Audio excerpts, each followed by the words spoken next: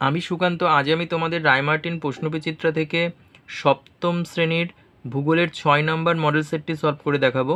Third unit test 6 নম্বর model set. তো চলো শুরু করা যাক। দেখো 2-1 নম্বর, পৃথিবীর কক্ষপথের আকৃতি উপবৃত্তাকার। 2 নম্বর, সূর্যের দক্ষিণায়ন শুরু হয় 21শে জুন। 3 নম্বর, দেখো পৃথিবীতে মোট অক্ষরেখার সংখ্যা কত? 179টি।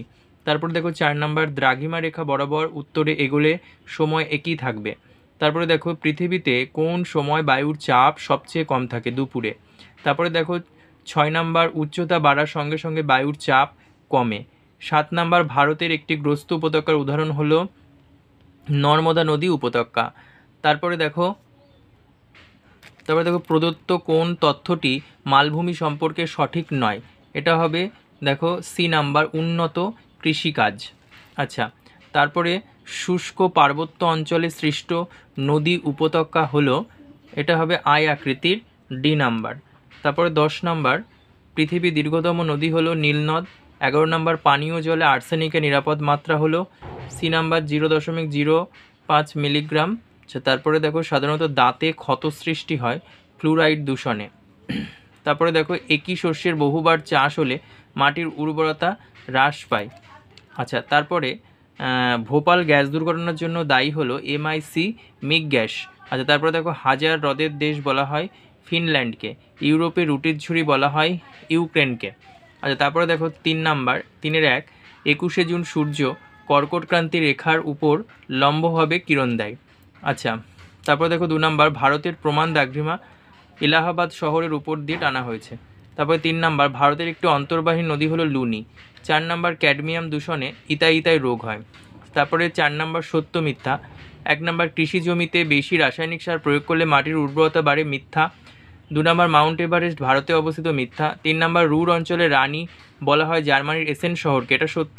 4 নম্বর, সমুদ্রপৃষ্ঠে গড় বায়ুর চাপ 1013.25 মিলিবার, এটা সত্য। তারপর দেখো স্তম্ভ মেলানো। 5 নম্বর, দেখো জলপ্রপাত, এটা মিলবে নদীর উচ্চ প্রবাহ। 2 নম্বর, পারদ, এটা মিলবে বিষাক্ত ভারী ধাতু। 3 নম্বর, 2011 সালে পরমাণু চুল্লিতে, এটা হবে ফুকুশিমা। তারপরে 4 নম্বর, দেখো হিরে কাটার শিল্প, এটা হবে আমস্টারডাম। আচ্ছা, তারপরে দেখো 6-1, বিষুব কথার অর্থ সমান দিনরাত্রি। 2 নম্বর, বায়ুর গতিবেগ মাপার যন্ত্র কি? অ্যানিমোমিটার। 3 নম্বর, ভারতের বৃহত্তম মালভূমির নাম কি? দাক্ষিণাত্য মালভূমি। আচ্ছা, তারপরে দেখো 4 নম্বর, ইউরোপের নাতিশীতোষ্ণ বনভূমির নাম স্টেপ। 5 নম্বর, অক্ষরেখাগুলি পারস্পরিক দূরত্ব কত? 111.1 কিলোমিটার। 7-1 নম্বর, কাকে নিশীথ সূর্যের দেশ বলা হয় এবং কেন? দেখো 21শে মার্চ থেকে 23শে সেপ্টেম্বর পর্যন্ত উত্তর মেরু অঞ্চল সূর্য অস্ত যায় না, অর্থাৎ এই সময় একটানা 6 মাস দিন। ফলে নরওয়ের হামারফেস্ট বন্দরে সাধারণত মে মাস থেকে জুলাই মাস পর্যন্ত গভীর রাতে সূর্যকে দেখা যায়। এজন্য একে নিশীথ সূর্য, এবং নরওয়ের হ্যামারফেস্ট বন্দর ও তার আশেপাশের অঞ্চলকে নিশীথ সূর্যের দেশ বা মধ্যরাত্রির সূর্যের দেশ বলে। ইউট্রোফিকেশন বলতে কি বোঝো? 192 পেজের 9 নম্বর কোশ্চেন, ইউট্রোফিকেশন। তারপরে দেখো পুনরপ্তানি বন্দর বলতে কি বোঝো? উদাহরণ দাও। উদাহরণ লন্ডন হবে। দেখো পুনরপ্তানি বন্দরের সংজ্ঞা। তাহলে দেখো মিয়েন্ডার কি? দেখো নদীবাগ বা মিয়েন্ডার। তারপরে দেখো জিপিএস কি? 57 পেজের 30 নম্বর কোশ্চেন, অনেকবার দেখানো হয়েছে, এটা দেখে নেবে আগের স্কুলগুলিতে। 6 নম্বর, দেখো ট্রাক ফার্মিং কি? এটাও দেখানো হয়েছে অনেকবার আগের স্কুলে, দেখে নেবে 351 পেজের 7 নম্বর কোশ্চেন। তারপরে দেখো পোল্ডার ভূমি কিভাবে সৃষ্টি হয়েছে? দেখো 354 পেজের 1 নম্বর, পোল্ডার ভূমি কিভাবে সৃষ্টি হয়েছে।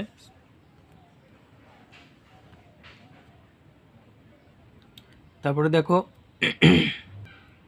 2 নম্বর, দেখো কোন কোন পদ্ধতি অবলম্বন করে দূষিত জলকে পানের যোগ্য করা যায়? দেখে নাও 188 পেজের 1 নম্বর। তারপরে দেখো মানুষের ক্রিয়াকলাপ কিভাবে নদীর স্বাভাবিক ছন্দকে নষ্ট করেছে তা লেখো। দেখো 132 পেজের 18 নম্বর কোশ্চেন। তারপরে দেখো স্থানীয় সময় ও প্রমাণ সময়ের মধ্যে পার্থক্য। স্থানীয় সময় ও প্রমাণ সময়ের পার্থক্য, 48 পেজের 4 নাম্বার কোশ্চেন। তারপরে দেখো অপসুর ও অনুসুরের মধ্যে পার্থক্য, দেখে নাও অপসুর ও অনুসুরের মধ্যে পার্থক্য।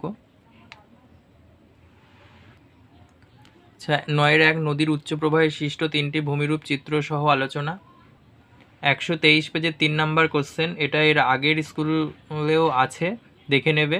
আচ্ছা 2 নাম্বার ঋতু পরিবর্তন কিভাবে হয় চিত্র সহ বর্ণনা। দেখো ঋতু পরিবর্তন কিভাবে হয়।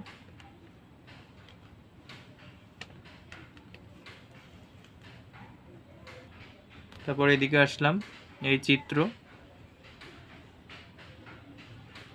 তারপরে শীতকাল পয়েন্ট শেষ। বায়ুর চাপের পার্থক্যের কারণগুলি, 71 পেজের 2 নাম্বার কোশ্চেন। এর আগেও দেখানো আছে, আবার দেখালাম। দেখো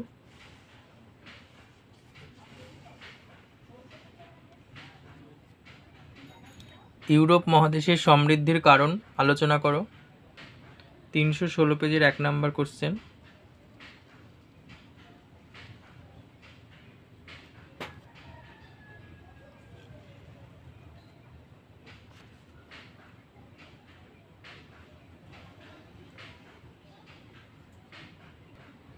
মানব জীবনে পর্বতের গুরুত্ব আলোচনা করো, মানব জীবনের পর্বতের প্রভাব বা গুরুত্ব।